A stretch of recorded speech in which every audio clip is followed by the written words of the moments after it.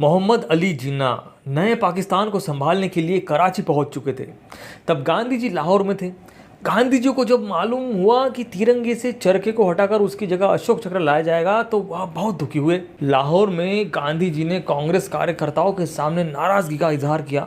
उन्होंने कहा कि मैं भारत के ध्वज में चरखा हटाने जाने को स्वीकार नहीं करूंगा, क्योंकि ध्वज बनाने की कल्पना भी मेरी थी और उसमें चरखा लगाने की कल्पना भी मेरी थी, और अब आप चरखा हटाकर उसमें अशोक चक्र लगाने वाले हो। अगर ऐसा हुआ तो मैं इस भारत के तिरंगे का सम्मान नहीं करूंगा, उसे सलामी तक नहीं दूंगा। बाबा साहब के कठिन प्रयासों के बाद आखिरकार इसमें सफलता मिल गई और गांधी का चरखा हटाकर उसमें अशोक चक्र लगाया गया।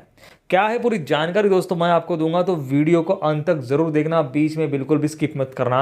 मैं हूं आपका दोस्त मिथिलेश और आपने देखना शुरू कर चुके हैं एमजी व्लॉग्स। आप सभी को दोस्तों नमो बुद्धाय, जय भीम। दोस्तों 26 जनवरी बहुत जल्द आने वाली है। इसी के उपलक्ष्य में मैं आपके लिए ये ऐतिहासिक इंफॉर्मेशन लेकर आया हूँ, जिसे शायद ही आपको किसी ने बताया होगा या काफ़ी कम लोग इसके बारे में बात करते हैं। जी हाँ दोस्तों, अशोक चक्र के लिए बाबा साहब ने बहुत स्ट्रगल किया है। अशोक चक्र का जब इशू उठा था पूरे पार्लियामेंट में हंगामा उठ चुका था। पहले राष्ट्रध्वज का कलर बनाने के लिए बाबा साहब ने पेंगाली वेंकैया को चुना था। पेंगाली वेंकैया को कलर के बारे में जानकारी थी, उनका संवैधानिक चयन बाबा साहब ने ही किया था। पेंगाली वेंकैया ने ध्वज का कलर तो बनाया, लेकिन वो कलर ऊपर नीचे थे, मतलब सफ़ेद रंग ऊपर, फिर ऑरेंज, फिर हरा। बाबा साहब ने सोचा अगर अशोक चक्र हम रखें तो वो नीले रंग में होना चाहिए और झंडे के बीच में होना चाहिए।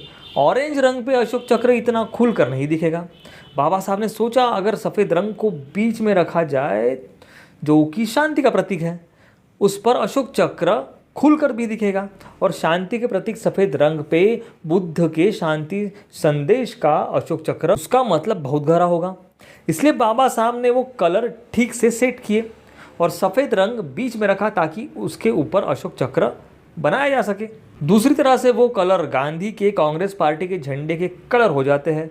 बाबा साहब ने जब अशोक चक्र का जो मुद्दा है वो पार्लियामेंट में उठाया, तब सबने विरोध किया था। गांधी नेहरू का कहना था कि झंडे पर गांधी का चरखा ही होना चाहिए, जो कि कांग्रेस पार्टी का सिंबल है। लेकिन एक किसी पर्टिकुलर पार्टी का सिंबल हम राष्ट्रीय सिंबल कैसे मान लेते, ऐसी बाबा साहब की सोच थी। बाबा साहब ने कहा था जब तक अशोक चक्र झंडे पर नहीं रखा जाएगा तब तक उस झंडे को संवैधानिक राष्ट्रध्वज नहीं कहा जाएगा, और तब तक ना ही मैं संविधान लिखूंगा। बाबा साहब अपनी जिद पर अड़ गए। बाबा साहब ने काफ़ी एक्सप्लेनेशन दिया कि क्यों अशोक चक्र हमारे तिरंगे में महत्वपूर्ण है।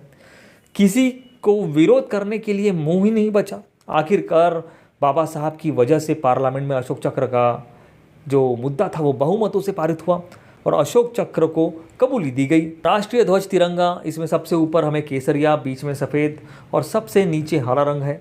सभी रंग बराबर अनुपात में है। सफ़ेद रंग की पट्टी पर झंडे के मध्य में नीले रंग का चक्र भी है। केसरिया रंग जो है वो देश की ताकत एवं साहस का परिचय देता है। बीच में सफ़ेद रंग की पट्टी सत्यता को दर्शाती है। हरे रंग की पट्टी धरती की उर्वरता, विकास एवं पवित्रता की परिचायक है।